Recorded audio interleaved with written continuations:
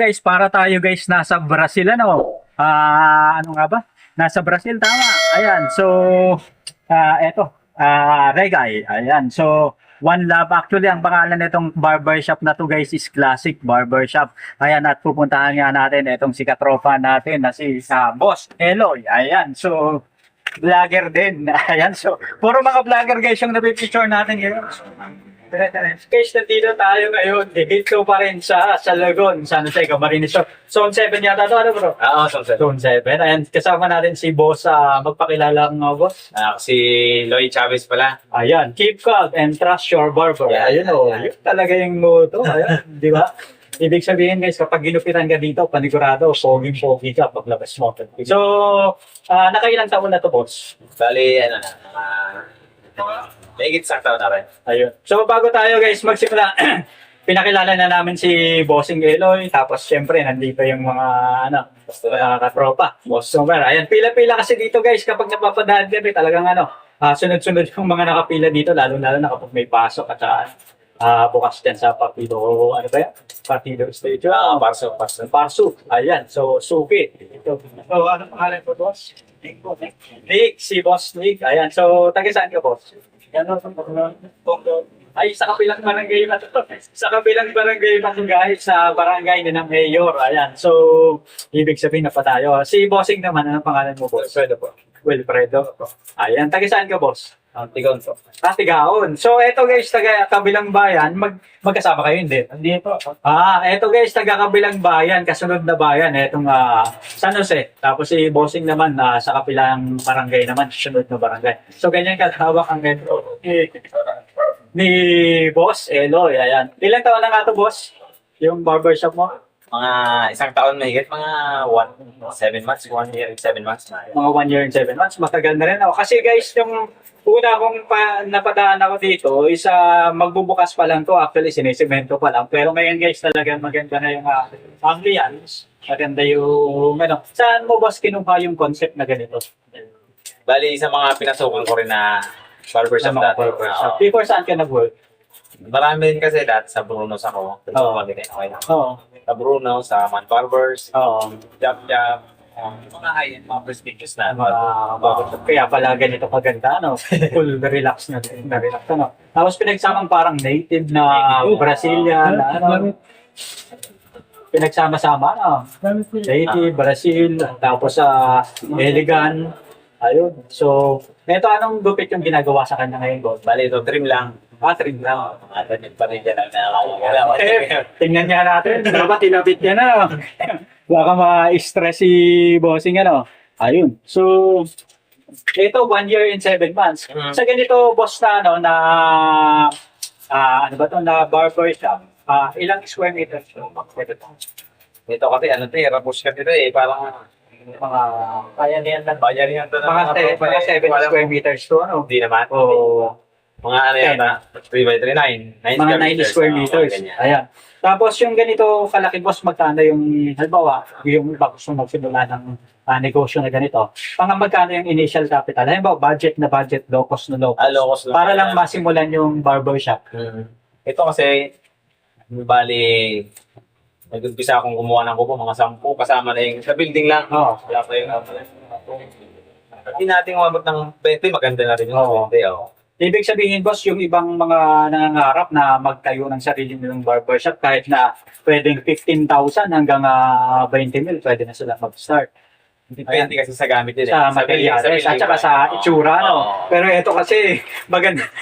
Honestly, guys, talagang ako, masasabi ko, maganda, guys, nakita niyo naman, photogenic tayo dito, Ayan. So, ito, maganda yung ambience, guys, at saka nakaka-relax. Ayan. So, kapag, halimbawa, ganitong setup, mga rough approximate lang.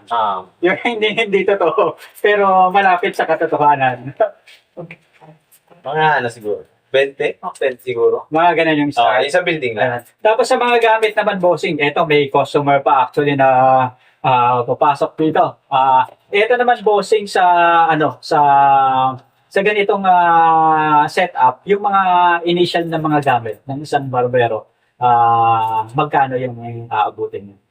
Ito kasi sa akin medyo kompleto kasi. Oo. Mabot siya ng... Mga approximate roughly, kapag kumpleto ka pala ng gamit, sabi ni Bossing, yung medyo maganda-gandang gamit ha, hindi yung basta-basta biglang nasisira ka agad. So approximately, kung talagang gusto mo talaga ng magandang gamit, so at least 50,000, okay na. Pasok na yun guys. So, ito, yung barber shop ni Bossing, tumagal na ng 1 year and 7 months. Ano ba?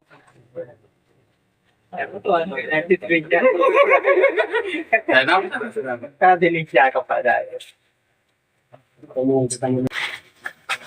Mga customer mo na nga. Ayan, ito guys, bagong customer na to.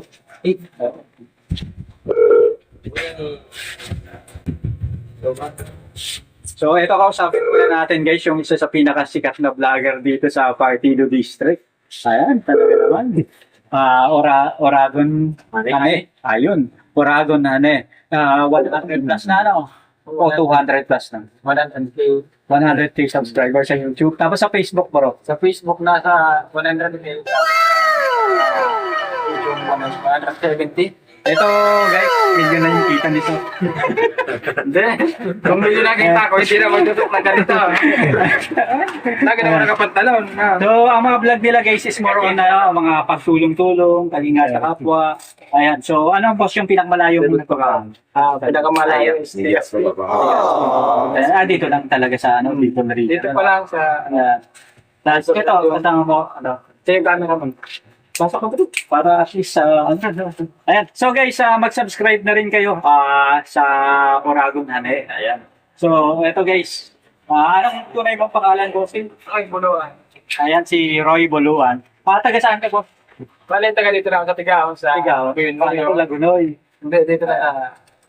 Tapos ito guys, yung cameraman niya. Anong pangalan mo bro? Nelson. So, kami naman sa Kabady mo ko. Ayan. Kabady mo ko YouTube channel. Bawang business naman kami. Tama-tama yan sa Disney. Ito nga, i-feature namin si Idol. Ayan, para at least lalong dumami. Marami na yung customer. Lalo pang dadaan nila. So, Tulungan lang. eto guys, pinag-uusapan namin kanina na sana kasi galing kami dyan sa may Goa. Tapos yung Rivero, Kids Rivero Mano-Mano. Si Mano-Mano. Si Ayan, nakita ko nga nandun ka dun sa event nila. Kahapon, galing kami doon. Ay, tapos mo. Saturday yata yan. Tama, ano ngayon? Sunday yan.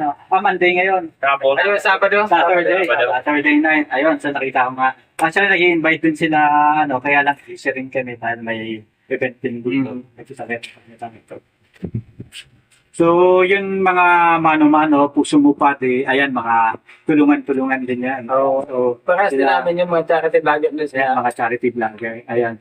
So, isang beses nag-charity vlog tayo, kaya lang, mahirap din Kasi kapag charity vlog, yung may iyak ka sa mga sitwasyon yung tinutulungan mo, kahit nasa Saka mataas ka. Mahal po yung mga mga kwento nila tapos yung mga pinagdadaan na parang So, isang beses kasi nag-vlog kami ng charity vlog dito sa may Sangay. Sangay. Ayan, dyan sa may Tangkong Looban. Na may sakit, tapos after 1 week, namatay. Ayun. Tapos yung naiwanan is mga bata. Ayun. Tapos, yun, basta medyo, yung parang sabi ko, medyo nakaka-touch. Kailangan talaga medyo malakas yung loob mo na parang madire-diretso yung lakasan kahit naman sa akin, lakasan lang ng loob. Kahit ganitong lang, lakasan din ng loob yan eh.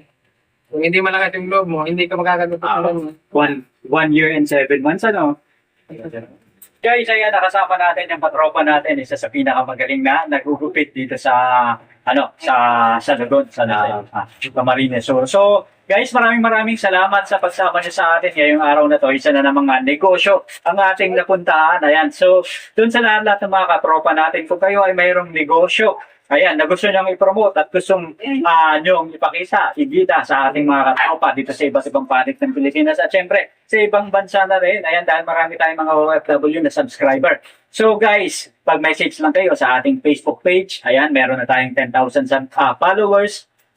At syempre, pwede rin kayo guys mag-comment sa ating YouTube channel na meron naman tayong 41,000 YouTube subscriber. Ayan. Boss, maraming salamat. Ayan. So, eto guys, dun sa lahat sa mga gusto pag-negosyo, ayan, ng barbershop, eto guys yung episode na special namin para sa inyo. Dun sa lahat ng mga nearby, malapit lang dito guys, nakita nyo naman, pinipilahan etong barbershop na to. Ibig sabihin, the best, magaling. Ayan. So, guys, maraming salamat. Hanggang sa muli po. Ito si Kabady mo ko, pambansang magbaboy ng Pilipinas. At syempre, Lodi ng mga backyard at racer. Hanggang sa muli. Syempre, kasama pa rin natin ang ating katropa na si...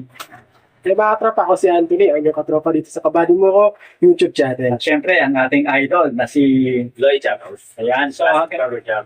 Classic Barbershop po. Ayan. Hanggang sa muli. Anong number mo, boss? Pwede ba? Ayaw. So, may FB page pala ako, yung Classic Barbershop. Pwede kayong magpa-appoint doon sa appointment lang. Ayan. So, mayroon ding cellphone number doon, guys.